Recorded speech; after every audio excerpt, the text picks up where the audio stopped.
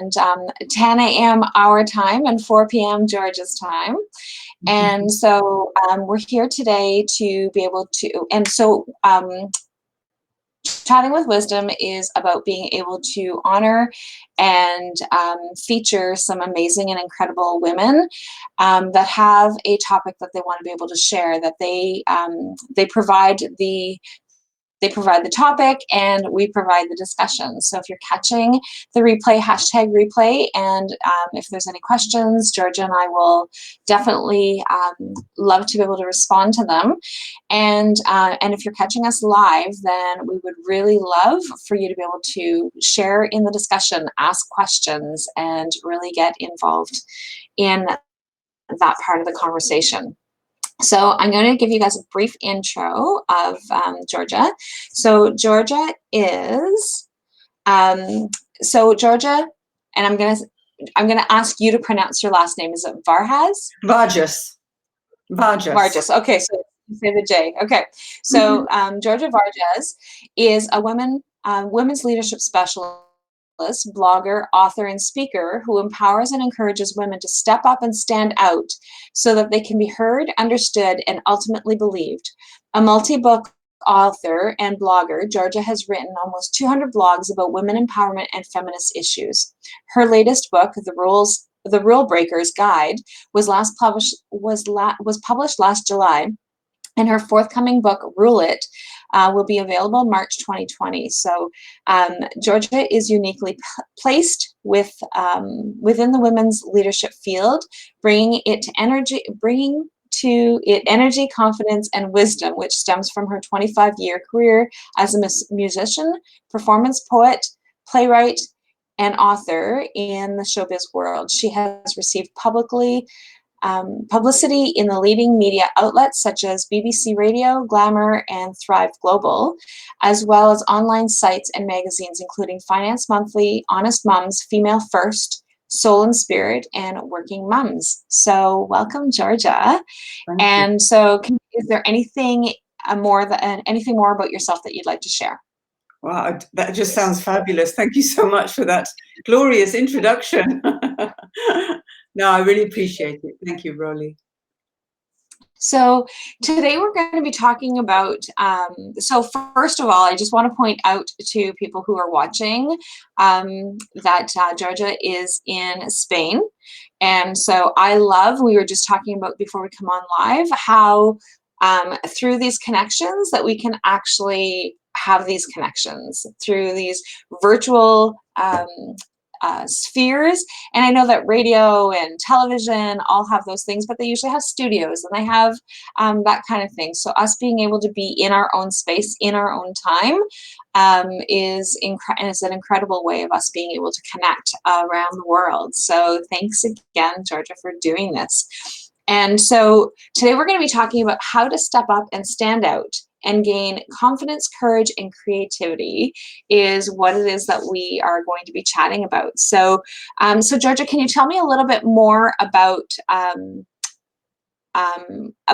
what you're referring to in terms of stepping up and standing out? So what do you mean by that? Well, thank you so much.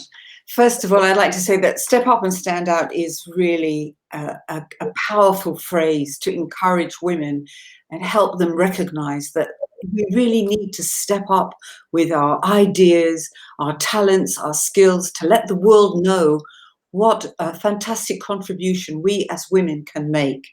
And we need to stand out in our own unique way, you know, to show our personality, our charisma, our type of fire, our type of energy, and not hide anymore, not play small, not cover ourselves with inhibitions, not feel that we mustn't, we shouldn't, because, and we really need to show our confidence, our feminine courage, because courage is often defined in a very masculine way.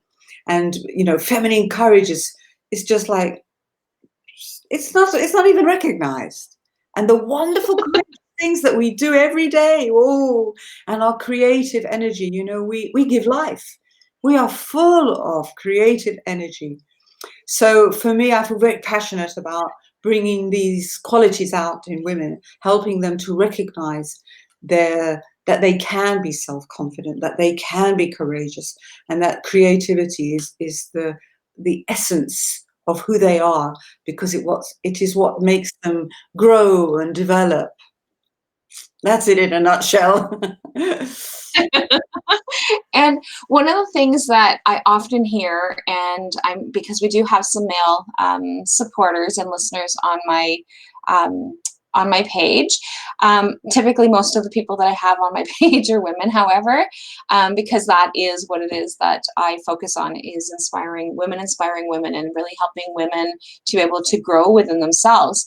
And so, so one of the things that you mentioned is that it's about being able to have women tap into those energies that are typically more masculine, and how to be able to do that. And so, so when you have people that resist that kind of energy, how do you handle that? Well, one of the first things I ask women is to discover for themselves what holds them back, because we have so many obstacles, and they are external. You know, like there's the gender pay gap. That's an external obstacle in our lives. And then we have these Yeah. fabulous internal ones. You know, women are very good at self-sabotage. We're very good at assuming and presuming things about ourselves. You know, we overthink, we overanalyze, and we overlabel. And by that time, nobody's interested in listening to us, because we're just consumed with all this negativity. And it's very easy also to internalize the external problems and obstacles and hurdles that we have. So take the gender pay gap. You know, we might say, I don't deserve to be paid. I'm just a woman. What? So you've already internalized that external problem. So I think that's a very important thing to do. And on the topic of men, you know, we need men to support us and to recognize that we're in this world together. We are in this world together. And the sad thing at this stage is that sometimes we do need men to back us up and say, yep, she's talking sense. You know, this woman makes a lot of sense. I support her. Come on, guys, we all support her. We need that as well. Because unfortunately, if there's just one woman shouting about equal rights, equal pay, whatever it is that we need, then it's very easy to put her down and say, she's a this and a that and a this and a that. And then she's gone and disappeared. So we do need men to support us. We don't need their help. Let's define it clearly. We don't need their help. We're very good at doing it. But we need them to be in the team. Yeah. And I think that that's, like, I love how you actually describe that, because oftentimes people talk about that of like, okay, well, what I support them, and I'm doing all these different things, and my husband is there to support, and my spouse is here to, or like my neighbor is here and supporting, and like I have colleagues and coworkers, and so. And I think that that part there is really important for us to be able to identify, is that we don't need to be doing that part on our own. We need to be doing the doing, because we can do. And so one of the things that when I was growing up, and is one of the things that we used to say to my male cousin, he was the only male around all of us females, because my other cousins didn't live in our area, our other male cousin, and so it was all girls, and so he was surrounded by girls all the time. Good morning, Helen. And so one of the things that he would say is, one of the things that we would say is, anything that boys can do, girls can do better.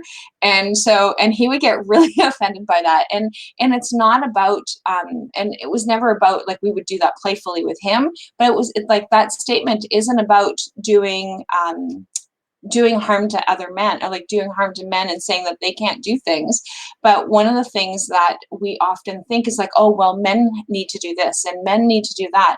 So if I have because I have boys and my husband, and so if I need something lifted physically, it's just easier for them to lift it. But it's not that I can't necessarily. There are some things that I can, and some things that physically I just can't. We might need to take two people. but I could be a male and still depend. If I had that same strength, I would still need two people to be able to lift it. So it's just that their physical physique is different than ours, but it doesn't mean that we can't do things. And I think that that part is huge in being able to recognize and remember. So, yeah. So again, and I would just add to that, Rollie, that you know, we women need to remember that there's nothing in a man's brain that stops him from cooking, cleaning, or caring. Yeah. Absolutely nothing in his brain that stops him from doing. There's nothing in our brains either, but you know, it's always been considered women's work. But when we start to delegate that and recognize that, I call them the 3 little C's: cooking, cleaning, and caring, the unpaid work that women do, that's never considered in the GDP of any country. Shame on them, shame. But you know, when we women start to recognize that cooking, cleaning, and caring, those 3 little C's, not necessarily, they don't come out of our brain, they're not ingrained in us. We're all capable of doing it. And when we share this, when we team up, you know, my niece, for example, who's 20-something, whatever, her boyfriend does the cooking because he loves it. And she says, it's great. I tell him what I want and he makes it. Yahoo! You know, who's best at doing it? Do it. You know, this is how it should be. So it is. Well, and the way that, go ahead. Got that little delay. What were you saying? Yeah, I just think that it's, you know, we need to become aware of these things. And as you said, I hate carrying. I don't want to do my back in lifting bag of potatoes or whatever, you know. So I'm definitely going to ask for, you know, give me a hand with this. It is about asking. There's no shame in asking. Well, and one of the things is, like I said, so I have 2 boys and I have my husband. So I was the only female in the house, including our dog. Our dog was a male. And so, so with the boys growing up, that was one of the things that, so they would go to school and they would come home and say, well, I don't have to do the dishes because that's a girl's job. And it's like, no, in this house, it's not, right? So in this house is, so if I'm cooking, you're cleaning. If you're cooking, I'm cleaning. And so like, and it was like shared responsibility. And that was something that, that we're able to do. And so my youngest is in a relationship. And so, and one of the things is that he does the cooking. He's good at it. He's a perfectionist at it, and he does the cooking. Yeah. And he expects the cleaning to be done because I'm cooking, you're cleaning. But that was like always one of the standard rules in our house, right? So, and I'm really glad to see that that is something that he's able to share in terms of relationships, because it isn't like, it's not, everybody doesn't have to not do things. Like, so my dad taught us, like we grew up, so I've got a house full of boys, and then but growing up, it was a house full of girls. So my dad only had girls in the house. He taught us how to build things. He taught us how to use the equipment. He taught us how to be able to shovel the driveway. Again, now I have grown men that are around. You guys shovel the driveway. I don't want to, right? So it's like these different things. But growing up, we were able to learn these different things, and so me and my sisters all are able to do and build and use tools that sometimes we need help, sometimes we need that strength or whatever. But for the most part, we can do the things that we need to do without having it to be a male role, because my dad had taught us those things. And same as with my boys, is that we taught them that they are supposed to be helping with those responsibilities. Like even their dad does a lot of cooking. So it's just really important for us to be able to have those shared, that one person's not better than the other. And I think that's basically the message that you're sharing, right? Yeah, absolutely. You know, Rollie, they are life skills. Cooking, cleaning, and caring are life skills that we all need to learn. Can you imagine if for one whole week women stopped cooking, cleaning, and caring? What would happen in this world? It would be a dirty place, wouldn't it? Well, and we do have some really amazing, and I know from the people that I'm surrounded by, we have some really amazing men. Like we have, like even with our small little restaurants, we have several men that are chefs within their restaurants, and they're the ones that do the cooking in their homes, and because it's their passion and they love doing it. Right. We have some amazing male nurses that have that role, right? So like it doesn't have to be, and we have amazing, incredible doctors. We have a lot of female doctors here, and so which is great because it's always been like those have been men roles or those have been women roles, and so so traditionally these things, and I'm not sure what things are like in Spain. But I know that in our community, that's one of the things that we do is that we really help to encourage. But you still have those, oh, okay, well, I was talking to the nurse, and then you've got people saying, oh, well, she. It doesn't have to be a she. I was talking to the doctor, oh, well, he. No, it doesn't have to be, right? So it's still into 2020, those roles are still defined by those patriarchal ideas. Absolutely, yeah. And I think that, we still think, oh, the pilot is a woman. Will it be safe to fly with her? The neurosurgeon is a woman. Will she really be able to handle my brain? We have these Yeah. crazy still going on, but it is changing. It is moving, and I think there's still a lot of work ahead. But you can feel that there's a difference. There is definitely a difference. There is, and it makes a huge difference when we have that support of each other, Yeah. and I'm saying of each other, like not just male, female, of women, Mm, right? So mhm. when we can actually hold each other up as opposed to tearing them down, and oh, I was having a conversation with somebody yesterday, and one of the statements, and I should have wrote it down because it's oh, I can't even remember what it was, but it was something over competition. So, but it had, I can't remember what word it was that she was using, but it was like, oh, I love this. Like, this would be a perfect slogan in terms of women supporting women, because it was that instead of tearing each other down, that we actually lift each other up, and so that we can actually find and recognize our own strengths. Yeah. So, what are some of the ways that you help women step up and step out, stand out? Well, as I said, first of all, it is recognizing what are your obstacles, what's holding you back, what are you shy about, what are your inhibitions. Talk about them. Let's get them out in the air and find out, is the reason that you're not going on videos or doing your Facebook lives or not entering for a TEDx talk, is it because you don't believe in yourself? What are those sabotaging things that are going on for you? So when you've established a few of them, then you have a choice. You can look at them and you can say, well, that's a mistake. I can learn from a mistake. I don't have to keep repeating those mistakes. I think that's the key thing, not repeating. We make mistakes and we have to learn to not repeat them, because if we are, we're going to get hit again. So don't beat Yeah. yourself up for those little mistakes. Like, don't take yourself so seriously is another angle. So I think that's another important thing. And then it's about recognizing, writing it down, listing it, shouting it out loud, big yourself up. What are your talents and skills? What do you really want to do? You have a gift for doing something. We all have some, if not many, multi-talented women, they say. Great believer in that. We all have some great skills and abilities. Now, maybe you can make a business out of it.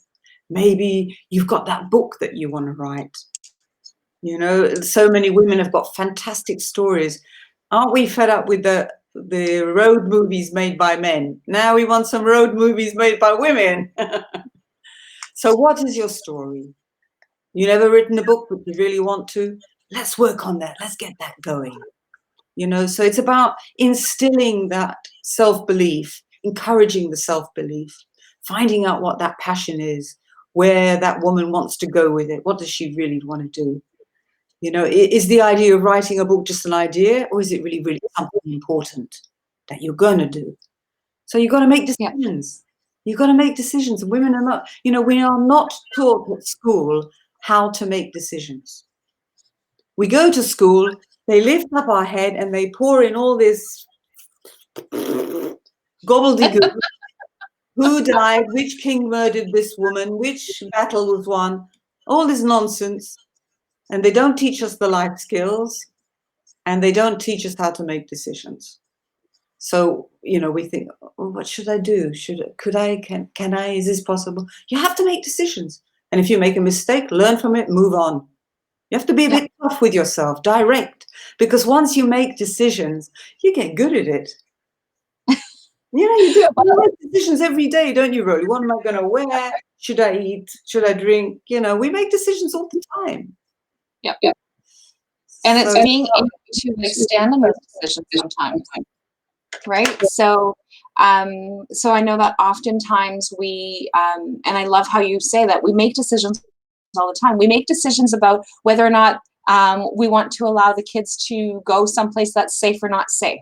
We make decisions about what we're going to eat for dinner. We make decisions about all these different things, but oftentimes when it comes to making decisions for ourselves, it's like, oh, I have to ask 20 people if it's okay first, right? So like, is this a good idea? Should I be doing this? And men just tend to just do it. They just go, right? And so that's one of the things that's really helpful, and is that they're able to do that. And so when we have men in our lives that allow us to be able to give us those little pushes or that encouragement of like, just trust yourself, just be, allow yourself to be able to be who you are. And I think, because that's one of the things that you talked about in terms of supporting. And so one of the things that I find that is really helpful with the women that I see is that the ones that are hugely successful have those men that stand beside them, not stand in front of them and pull them along, or not men that like push them off the cliff kind of thing. But they're there and they stand next to them. They stand there and support and give them that push to be able to help. And so if we can actually have women that will do that as well, that helps us. Absolutely. And that helps us build that strength. Yeah. And so if we can have that union of people, right? So of people that actually help support us and help stand each other up, and instead of tearing them down. And so one of the things that I've seen recently in terms of a conversation that I had with someone just recently is that it's like women tend to be catty with each other, right? So it's like, oh, well, I'm doing that business, now that person's doing that business, or I've got this idea, now somebody else is going to run with that idea. It's like, let's all run with the idea. Let's all build each other up. Let's all come up with. So just because you've written a book doesn't mean I'm copying you if I'm writing a book. Right? So it means that I've got something to share. If I'm establishing this business, then I'm establishing this business because it's right for me. But it can also be right for the person next door. We don't condemn men for opening up multiple businesses all over the place, right? They call that competition. Yeah. But with women, it's like, oh, right? So it's like, oh, well, she's copying me, or she's not following her own authentic self, or things like that, right? So it's like, it's really important. I think the big problem is that we've had centuries of being told not to trust other women. And I think we have to really recognize that it's not just us to blame for it. It's because we have been held back by men in the previous centuries. Even today, you get men saying, don't talk to other women, don't trust other women. Women are like this and this and this and this.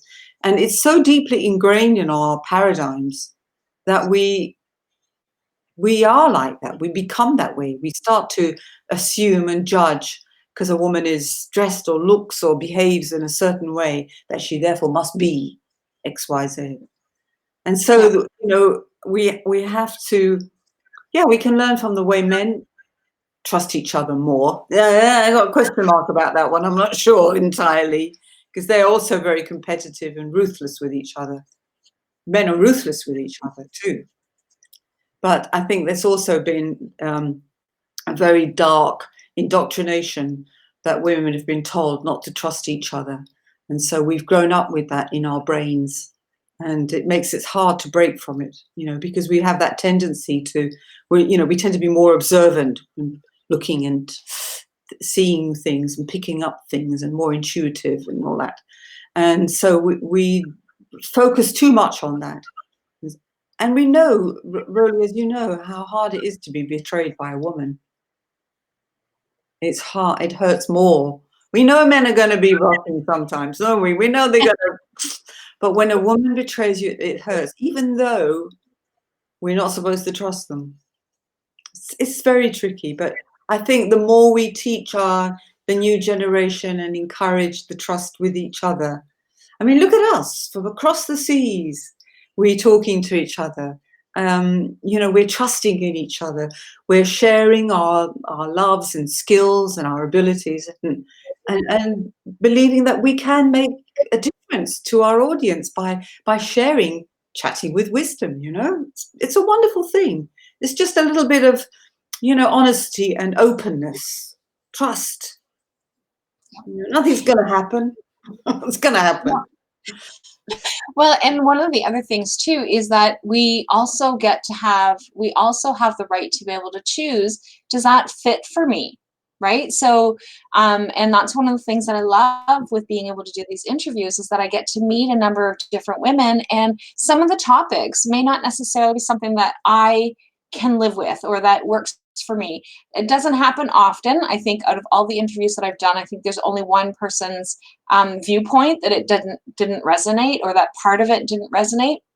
And so, but like for the most part, and I'm huge on, you take what you need and you leave the rest. If it doesn't fit for you, you take what that little piece of information is that you needed, and then you toss the rest of it aside, and you grow and build from that new knowledge, right? So we don't have to be stuck on, okay, well, I don't agree 100% with everything that Georgia says, or Georgia doesn't 100% agree with what Rollie says, is that it allows us to be able to have that idea that we have different opinions, that we have different values, we have different things that we can either grow with each other, or that we can build on from what it is that we already have, or we can move and shift. And one of the other things that you said too is that we had these things that were instilled in us, right? So these are things that from that kind of fall into our core, because it's been something that's been beat into us. And I don't mean beating literally, but it's been like you said, opening up the head and pouring in, right? So it's like all these different things have actually been beat into us that we then believe that that's part of our core. And so one of the things that, and you probably know this from working with different women as well, is that when you start to peel off some of those layers, that's not really what you believe. True. Right? So that's not really who you are or what you believe at your core. It's just that's just what you've always known. Yeah. And so when you start peeling it, and like I said, you talked about being able to unmask the information, that what is it that they want to do, what's stopping them, how come they're not moving forward, that kind of thing. And so being able to give that back, where we can actually kind of tap into that. And so I love your 3 C's. I love how, because what are they again? So you've got the 3 C's are... The 3 big C's, really, are confidence, courage, and creativity. And those 3 little pesky C's are the cooking, the cleaning, and the caring. Okay. And we need to delegate them a bit more. Yeah. But with the big C's, it's that, like you said, confidence. Right. So being able to be confident in the things that you do, and I'm sure that you get told this all the time too. It's like, oh my God, you're just you're just so great. And it's so natural to be speaking. And I don't know about you, but every time that I jump on a live, every time that I speak at a speaking engagement, that my heart starts to flutter. And I've been doing it for a long time. Right. So it's so I'm not sure how that is for you, but it doesn't change in terms of the confidence. it just kind of gives you that little bit of a niggling feeling of like, oh my gosh, is everything going to go well? Am I going to talk properly? Am I going to be like stumbling on my tongue? And when I do, I've learned to be able to be like, oh, that's okay, Yes. right? So, Yes, yes, yes. so You know what I call it? Because I think that, you know, as you mentioned, I was in showbiz for many years, and there's always, you know, nerves and energy. I call it energy. And each person has to find their own way to overcome it. Some people will breathe, some people will meditate, some people will jump on a trampoline, other people just jump on the spot like me. However you want to get your blood moving and your energy going is your choice. But in the end, it's about letting those butterflies free. That's how I put it. Let the butterflies in your stomach fly away, and then you go on and do it. You know, really, I love if you offered me a speaking engagement tomorrow in front of 2,000 people, I would say yes, yes, yes, yes. But I will also get those big butterflies, you know. I'm human and it's natural and it's part of that energy, because you know what that nervous energy is? It means you care. It means you that. care. Absolutely, and that's beautiful. And and I love that visual. So like it's like allowing to be able to actually visualize those butterflies coming up and like dispersing. So I love that because butterflies are transformation, right? Oh, So there you and go. each right and every opportunity that you have allows you to be able to have that next step. And so and even when so before jumping on here is that I had a live that I was doing and it was very choppy and it was very broken. And so in the comments, in the conversation, it was like, hey guys, yep, yeah, it was definitely my internet. There was definitely some choppiness going on. And so, but that didn't make it so that it wasn't what it is that I can do. It doesn't take away some of the things that I was sharing. That might have had a little bit more trouble understanding what I was trying to say, but it's still I still jump on regardless of whether or not that was actually going on. And so I called the tech people. They did some stuff on the background, and so now we're able to do this. Yeah. But a few years ago, if that would have happened, I would have messaged you and said, okay, well, it's not working. I don't know if it's actually going to go on live, and I shouldn't be doing this. And so I've learned to be able to have that courage. So there's your other big C, Yeah, right? So now it's like, I'm just going to have the courage to go on. And if it doesn't work, then we'll figure it out. Like we'll deal with it the same way. Right. So it's all good. It'll all happen the way that it needs to. yeah. One interview that we had, we couldn't get it to work. So then I sent messages out saying, hey guys, we're going to be a little bit late. And then we went on a completely different platform. So anybody who was following the feed that said we were broadcasting live, it disappeared because we didn't go that route, right? So, but it's just being able to have that courage of being able to step in Yeah. and doing that next step. So, what are some of the ways that women get to work with you? Like, how do you work with people, or do you work with people? Yes, I do. Yeah. Well, you know, in these unusual times, I've changed my coaching packages a bit because, well, you have to adapt. You have to be flexible, and I think it's one of our qualities as women as well. And so I offer what I'm calling the Power Hour session, and there are three options. So many women now want to write their story, want to write their book, whether it's for a speech or it's an actual book that they want to write. And so I offer book writing, coaching, mentoring. So whether you're at the beginning of the book and you don't know how to structure it, or you're not quite sure of how much of your personal story to include, I can help you with that. If you're in the middle of the book, one of my clients at the moment she's in the middle of her book and she's stuck and overwhelmed and doesn't know where to go. So I can be that, I can be like a drone and look above, look at the problem from above and help her find a way through it all. Or if you're at the end of your first draft, maybe your second draft, and you want to know, how can I promote or publish it in this strange climate that we're living in?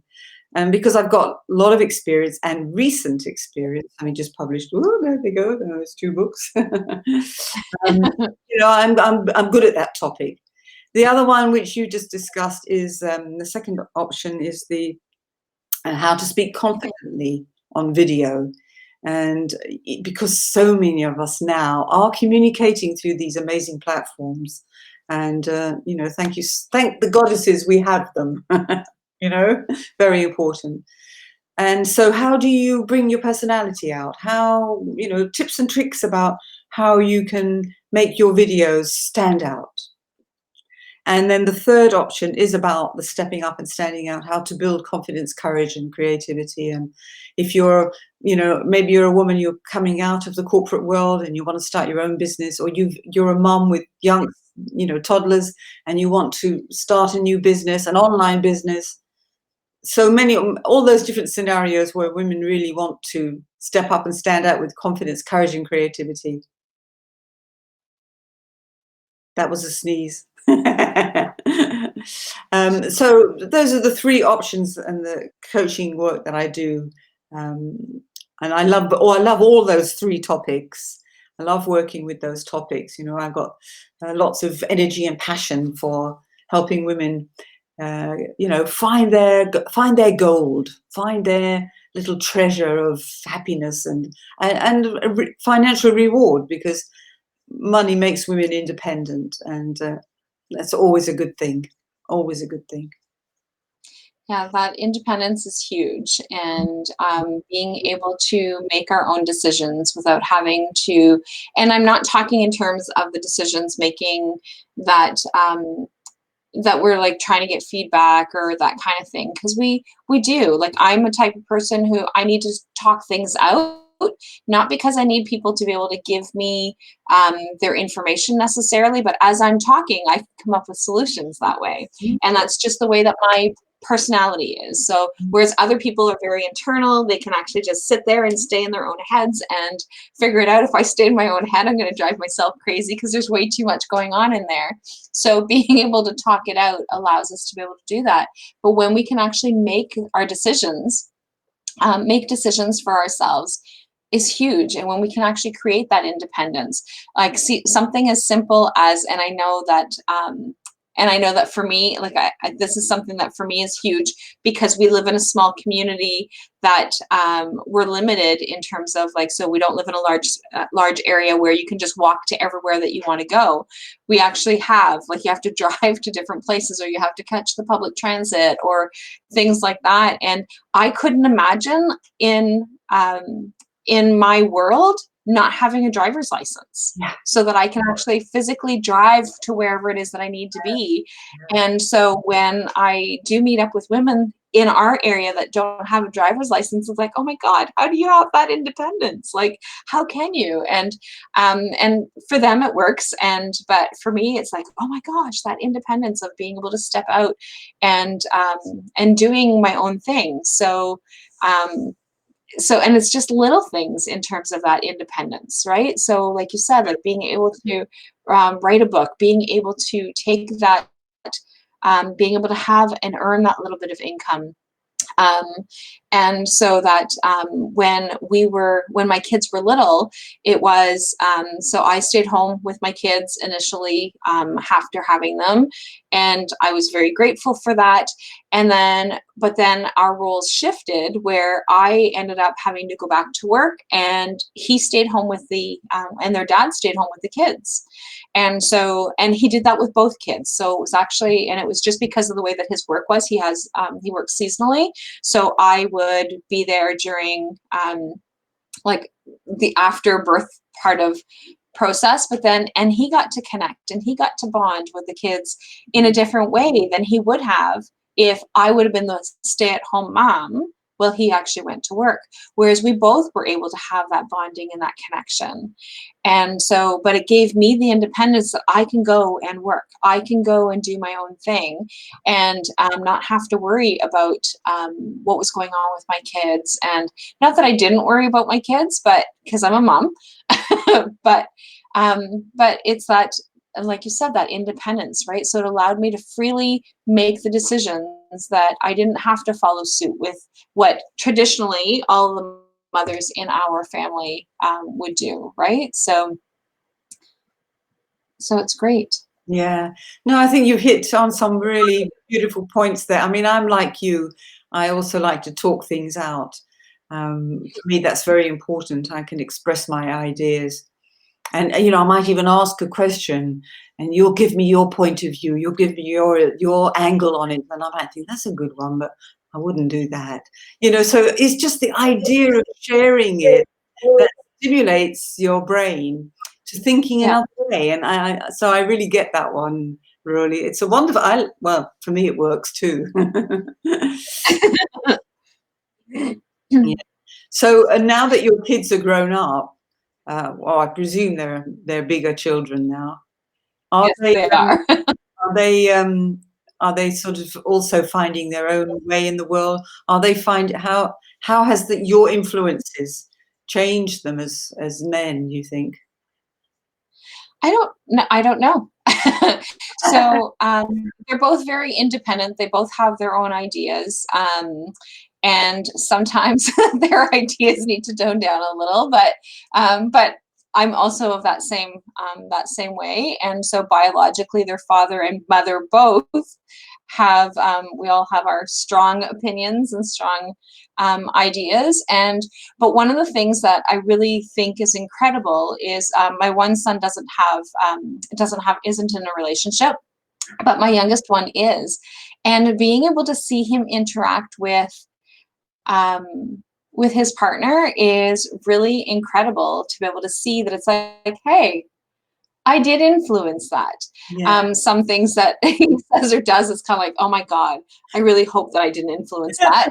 But for the for the most part, he's very loving. He's very caring. He just does things out of just because. Like so, he's gone and bought things for her just because, and Right. um, so like those kinds of things. It's not because, oh, I did something that I need to like make amends for, or I need to do something because I need to buy something or gift something because it's Valentine's Day or Christmas or whatever. It's Mhm. like just because. It's like, oh, I saw this and I just thought that this would be something that you would like. Um, Right. kind of thing. So, so I think that I've played a good role in terms of raising my boys. Mhm. Um, but it's been great. So, um, but yeah. So how do like so in the comment or in the description, I do have how people can actually connect with you. But Yeah. do you have some sort of special offer or special program or something that's going on right now? That you want to be able to offer people?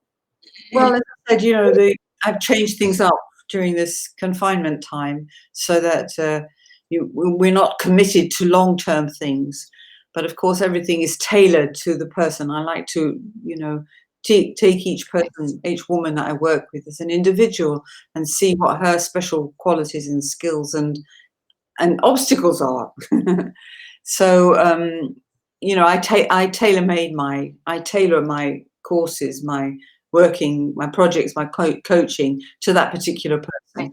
And sometimes they want to go on and do more than a couple of power hours, you know, they want to stay on maybe for the book writing, particularly, you know, they say, well, I'll come back to you at this stage, or can we do this on a monthly basis or whatever. So that's what I do. But on my website, I have lots of blogs. I love writing. I'm, you know, constantly. Oh, I'm one of these old-fashioned girls. You know, I've got a pencil, beautiful pencil. So I've got my desk is full of paper.